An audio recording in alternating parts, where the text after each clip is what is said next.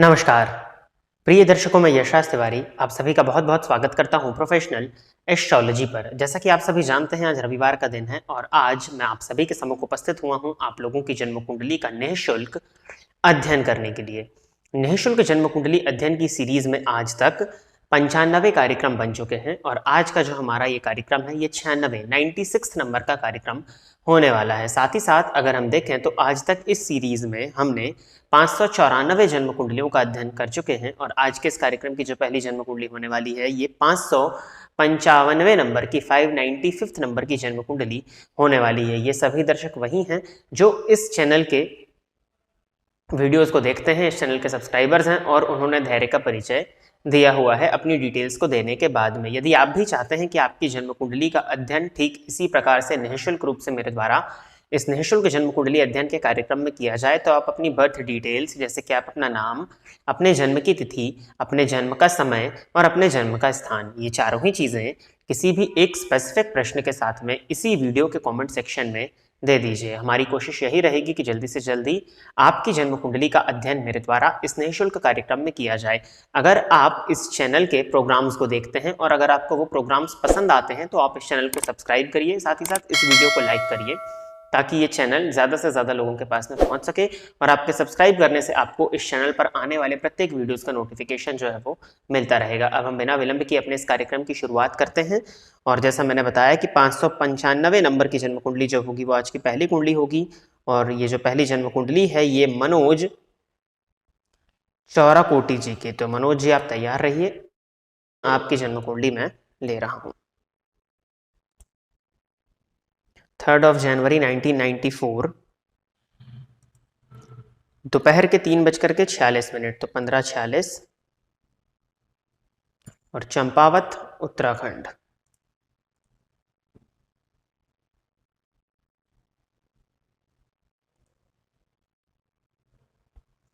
वृषभ लग्न है आपका मनोज जी और राशि आपकी सिंह बनती है। तो भूमि तत्वीय लग्न और अग्नि तत्वीय राशि, चंद्रमा और शनि का आमने सामने होना, वैसे तो ये शश योग है परंतु फिर भी शनि और चंद्रमा का आमने सामने होना विष योग, जो कि जातक के जीवन काल में मानसिक अशांति का कारण आजीवन बनेगा। इन्होंने पूछा जॉब कब लगेगी। 94 का आपका जन्म, अभी तक आप क्या कर रहे थे जो कि जॉब नहीं लगी, और जॉब लगने का योग तो अब राहु में शनि का अंतर चल रहा है और वृषभ लग्न की जन्म कुंडली है, शनि दशमपति होकर दशम स्थान में बैठे हैं, जॉब लगने का योग पूछ रहे हैं आप। योग तो चल ही रहे हैं जॉब लगने के। गोचर कुंडली में आपके दशम भाव में मंगल का संचरण हो रहा है, जॉब लगने का तो यही योग है। या हो सकता है जब आपने डिटेल्स दी हो तब जॉब ना रही हो, अभी तक तो जॉब आपकी हो ही गई होगी। तो इस कुंडली में जॉब लगने का योग है, अगर नहीं हुई है तो प्रयत्न ही कमजोर है, किसी तरह के उपाय की भी आवश्यकता नहीं क्योंकि योग चल ही रहा है। आगे बढ़ते हैं और अगली जो जन्म कुंडली है ये रिद्धि शर्मा जी की है। तो रिद्धि जी आप तैयार रहिए, आपकी जन्म कुंडली मैं ले रहा हूँ। डेट ऑफ बर्थ इन्होंने दिया हुआ है 21 जून 2000, रात के 8:03 और है गाजियाबाद, उत्तर प्रदेश।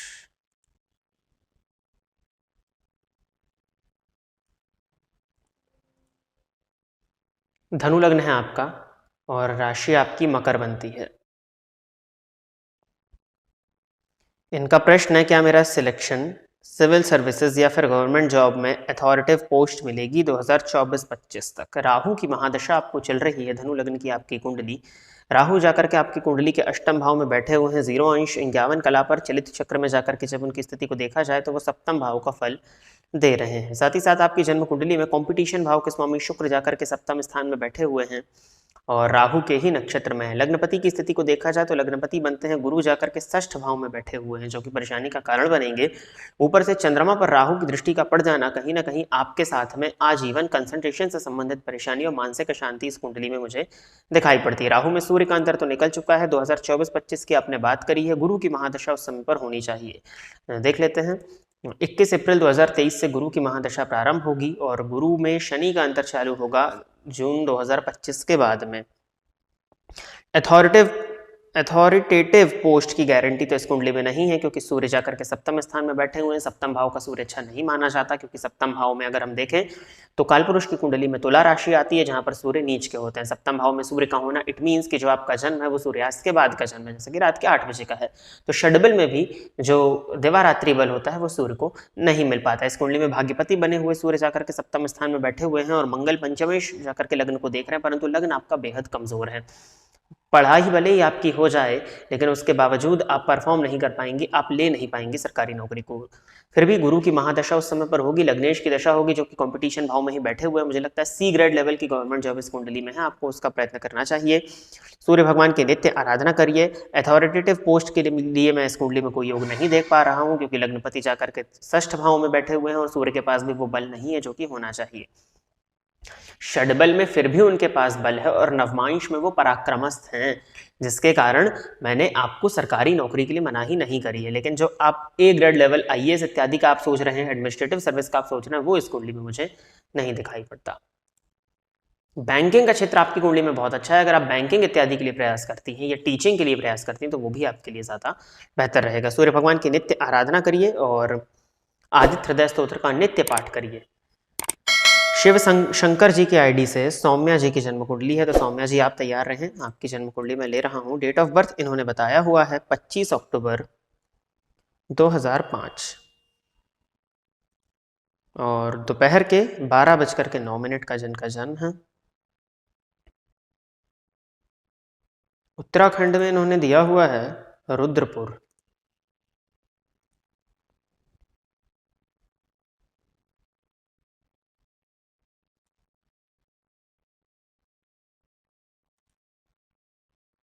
रुदारपुर है, हो सकता है स्पेलिंग गलत हो गई हो। धनु लग्न की कुंडली है आपकी और राशि आपकी कर्क आती है। भविष्य किस क्षेत्र में? 2005 का जन्म है। 2005 के जन्म के हिसाब से अगर देखें तो अभी उम्र क्या हो रही होगी? 17 साल। इस वर्ष 18 हो जाएगी।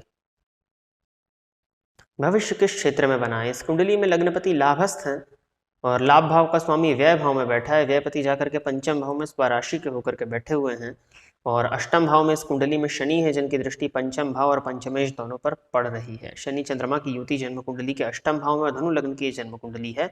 सूर्य पराक्रम लाभ भाव में बैठे हैं, परंतु नीच राशि में। बुध की महादशा, फिर केतु की दशा आएगी। दशम पति जाकर के बैठे हैं आपकी कुंडली के लाभ स्थान में। इंजीनियरिंग का एक क्षेत्र बनता है, टेक्निकल फील्ड में अगर आप जाना चाहें तो जा सकते हैं। वकालत का क्षेत्र भी इस कुंडली में कुछ हद तक बनता है, तो वकालत के क्षेत्र के भी प्रयास अगर करना चाहें तो कर सकते हैं। हालांकि सूर्य नीच राशि में है, परंतु एकादश स्थान में है, तो षडबल में उनके पास में बल है ठीक ठाक, और गुरु के साथ बैठे हैं तो लग्नेश के साथ होने के चलते बल उनको मिलना चाहिए। किसी भी पापग्रह की दृष्टि से दृष्ट भी नहीं है, तो वकालत का एक क्षेत्र बनता है, सूर्य मंगल का आमने सामने होना। टीचिंग का भी क्षेत्र बनता है, लॉ इत्यादि, इंजीनियरिंग, टेक्निकल फील्ड्स भी इस कुंडली में बनती है। रिसर्च बेस्ड जॉब भी अगर आप करें तो रिसर्च इत्यादि के भी योग आपकी कुंडली में है, तो ये इनमें से कोई एक चीज को सिलेक्ट कर लीजिए। वैसे भी 17 साल की आपकी उम्र है, तो आप कॉलेज में ही होने चाहिए। 12th तो हो ही गया होगा। वैसे भी दशाएं क्या हैं? बुध की दशा है, धनु लग्न की कुंडली है, चंद्रमा अष्टम में है, तो ठीक है, कर्क राशि है। मुझे लगता है कि 12th स्टैंडर्ड तो कंप्लीट हो गया होगा। देख लीजिए, सामान्य ग्रेजुएशन कर लीजिए, जो फील्ड्स मैंने बताई हैं। अगर इंजीनियरिंग में जाना है तो उसके लिए तो फिर एक अलग ही वो होता है, तो पता नहीं अब आपने मैथ साइंस इत्यादि लिया है या नहीं लिया है, प्रिपरेशन की है मेंस की कि नहीं की है, तो वो देखना होगा। लेकिन फिर भी उसके अन्य भी मैंने उसके अलावा भी बहुत से ऑप्शंस बताए, उनको देख लीजिए, वो आपकी कुंडली में है।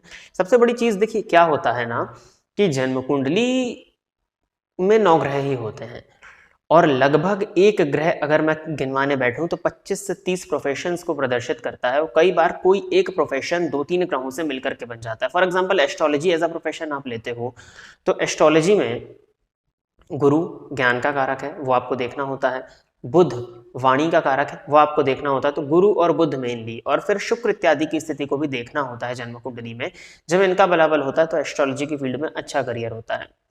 तो इसी तरह से अभी तो मैंने कुछ प्लैनेट्स को बोल करके जो मेरे मन में है, इनकी उम्र को देख करके आया, वो मैंने बताया उन प्लैनेट्स के आधार पर। हो सकता है कि जिन प्लैनेट्स के आधार पर मैंने प्रेडिक्शंस दी हैं, उन्हीं प्लैनेट्स से संबंधित कोई और करियर इनके मन में चल रहा हो। तो ये क्या चाहते हैं, सबसे पहले तो इनकी चाहत को देखना होगा। अब शुक्र को अगर आप देखते हैं तो शुक्र का कहीं ना कहीं अधिकार जो है वो फैशन इत्यादि की लाइन में भी है, तो मीडिया की लाइन में भी है। मीडिया में बुध का भी योगदान होता है, तो एक ही प्लैनेट मल्टीपल प्रोफेशंस को प्रदर्शित करता है। तो अभी जो मैंने बताए हैं इनमें से, बाकी अगर इनके मन में कुछ है तो वो इनको लिखना चाहिए था, नहीं लिखा है तो इनमें से ही कुछ एक सिलेक्ट कर लीजिए, बाकी रहता है तो बात करके एक बार एनालिसिस करियर का करा लीजिएगा। अगली जन्म कुंडली जो है ये गणेश उपाध्याय जी की है। तो गणेश उपाध्याय जी आप तैयार रहिए, आपकी जन्म कुंडली मैं ले रहा हूं। 18 जून 1972,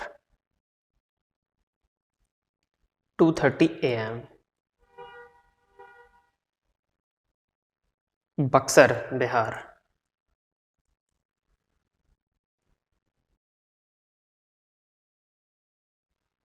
मेष लग्न गणेश जी आपका, राशि आपकी सिंह बनती है, तो ये तो अच्छा है, अग्नि तत्व का लग्न, अग्नि तत्व की राशि है। धन से परेशान है, धन से तो हर कोई परेशान है। आपकी कुंडली में धन भाव का स्वामी जाकर के पराक्रम भाव में बैठा है, तो इस कुंडली, आपकी कुंडली तो साफ प्रदर्शित करती है, क्योंकि भाग्य भाव में स्वराशि का गुरु बैठा है जो कि नवमांश में उच्च का है। धनपति का जाकर के पराक्रम भाव में जाकर बैठना इस बात को प्रदर्शित करता है कि जातक के जीवन काल में धन होगा, परंतु पराक्रम से होगा। और अगर आप धन से परेशान है तो कहीं ना कहीं पराक्रम में कमी है। वैसे आपकी कुंडली के पराक्रम भाव में 3 ग्रह, जहां लग्नेश भी जाकर के पराक्रमेश के साथ बैठे, मेहनती तो आप होने चाहिए। और लाभेश शनि जाकर के द्वितीय भाव में महाधनी योग का निर्माण कर रहे हैं। धन की परेशानी तो आपकी कुंडली में नहीं दिखाई दे रही। हो सकता कर्ज इत्यादि बहुत ज्यादा हो गए हो जिसके कारण परेशान हो, तो वो तो देखना होगा। फिर भी गुरु की महादशा है और भाग्येश की दशा है, तो धन से आप परेशान हैं। अब किस वजह से परेशान है, क्या परेशानी है, ये जानना। देखिए कभी कभी क्या होता है कि आपके एक्सपेंसेस बहुत ज़्यादा हो जाते हैं, आपके खर्च बहुत ज़्यादा हो जाते हैं। मान लीजिए कि 60,000 रुपये EMI जा रही है और सैलरी आ रही है या इनकम हो रही 70,000 रुपये, तो आप धन से परेशान होंगे ही। 70,000 रुपये जो अमाउंट है वो कम नहीं है, लेकिन फिर भी अगर आपके खर्चे इतने ज़्यादा हैं, वो ज़रूर हो सकता है जिस वजह से आप धन से परेशान हो। बाकी इस कुंडली में महाधनी योग है। और ऋण अगर आपने लिया है तो वो तो आप इतने प्रोग्राम्स देखें, आप जान ही चुके होंगे कि अगर ऋण आपने लिया है तो वो फिर तो चलता ही रहने वाला है। फिर भी माँ लक्ष्मी की आराधना करिए, श्री सूक्त का पाठ करिए नित्य 3 बार शुक्रवार से प्रारंभ करके। और पत्नी के साथ, अगर पत्नी भी अगर करना चाहें तो दोनों मिलकर के 7 पाठ रोज करिए। फिर देखिए आने वाले समय में सुधार आएगा इसमें। इंस्टा मीम्स इस आईडी से मनीष प्रजापत की जन्म कुंडली है। तो मनीष प्रजापत जी आप तैयार रहिए, आपकी जन्म कुंडली मैं ले रहा हूं।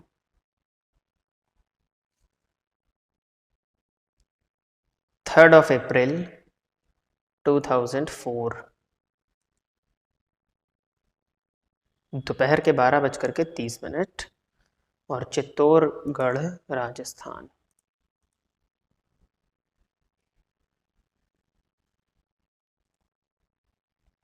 मिथुन लग्न की जन्म कुंडली आपकी बनती है, राशि आपकी सिंह है। करियर में कैसे आगे बढ़ें? लोगों के प्रश्न इतने अनस्पेसिफिक होते हैं ना कि कुछ भी बता पाना संभव नहीं रहता है। करियर में कैसे आगे बढ़ें? करियर में आगे बढ़ने का क्या विकल्प होता है? पुरुषार्थ, मेहनत करिए, उसी के बदौलत आप करियर में आगे बढ़ेंगे। आपकी कुंडली में लग्नपति लाभ भाव में बैठे हैं और दशमपति जाकर के कर्म पराक्रम भाव में बैठे हुए हैं, वर्गोत्तमी हैं। करियर इस कुंडली में अच्छा है। अब चंद्रमा की महादशा चल रही, धनपति बने चंद्रमा पराक्रम भाव में बैठे हैं। करियर में आगे कैसे बढ़े का क्या जवाब मैं दूं? पुरुषार्थ से आगे बढ़िए। और कोई आप लोग जो सवाल लिखते हैं उसका मैं क्या जवाब दूं? करियर में कैसे आगे बढ़े, मेहनत करिए और करियर में आगे बढ़िए, इसका क्या जवाब मैं दे सकता हूं? क्या बोला जाए आपको? दशम भाव में सूर्य बैठे हैं, सरकारी नौकरी की तैयारी करिए, वो आपकी कुंडली ज्यादा अच्छी दिखा रही है। तो प्रिय दर्शकों, इतनी ही जन्म कुंडली का अध्ययन करने के लिए आज मैं आप सभी के सम्मुख उपस्थित हुआ था। आशा करता हूं कि जितने भी लोगों की जन्म कुंडली का अध्ययन मेरे द्वारा इस निःशुल्क कार्यक्रम में हुआ वो सभी संतुष्ट होंगे। अगर आप भी चाहते हैं कि आपकी जन्म कुंडली का अध्ययन मेरे द्वारा इसी तरह इस निःशुल्क कार्यक्रम में किया जाए, जो कि केवल और केवल YouTube पर चलता है, ना कि WhatsApp पर आपको इसके लिए संपर्क करना है। अगर आप WhatsApp पर संपर्क करेंगे तो वहां पर आपका जो कुंडली अध्ययन होगा वो सशुल्क होगा। निःशुल्क कराना चाहते हैं तो मात्र YouTube पर ही आप करा सकते हैं। अगर आप भी निःशुल्क अध्ययन कराना चाहते हैं तो इसी वीडियो के कमेंट सेक्शन में जाइए, वहां पर अपना नाम, अपना डेट ऑफ बर्थ, अपना टाइम ऑफ बर्थ और अपना प्लेस ऑफ बर्थ, ये चारों ही चीज़ों को प्रॉपरली मेंशन करिए और अपना एक स्पेसिफिक प्रश्न पूरी तरह से समझा करके लिखिए कि आप क्या जानना चाहते हैं और उसको पोस्ट कर दीजिए। आपके कमेंट्स को देने के 3 से 4 महीने के बाद में आपकी जन्म कुंडली का अध्ययन ठीक इसी प्रकार से मेरे द्वारा इस निःशुल्क कार्यक्रम में किया जाएगा। बाकी अगर आपने कार्यक्रम देखा और अगर आपको ये कार्यक्रम पसंद आता है तो आप इस वीडियो को लाइक करिए, साथ ही साथ इस चैनल को सब्सक्राइब करिए ताकि इन फ्यूचर मेरे द्वारा जो भी प्रोग्राम्स आते हैं उनका अपलोड किए जाते हैं उनका नोटिफिकेशन आपको मिलता रहे। आज के लिए बस इतना ही रखते हैं। नमस्कार। फोन पर बात करके कुंडली दिखाने के लिए एवं ज्योतिष से संबंधित अन्य सर्विसेज के लिए आप स्क्रीन पर दिए गए नंबर पर कॉल या व्हाट्सएप कर सकते हैं। साथ ही साथ अब आप मेरे अकाउंट को फेसबुक और इंस्टाग्राम पर भी फॉलो कर सकते हैं जिसका यूजर नेम आपकी स्क्रीन पर दिया हुआ है।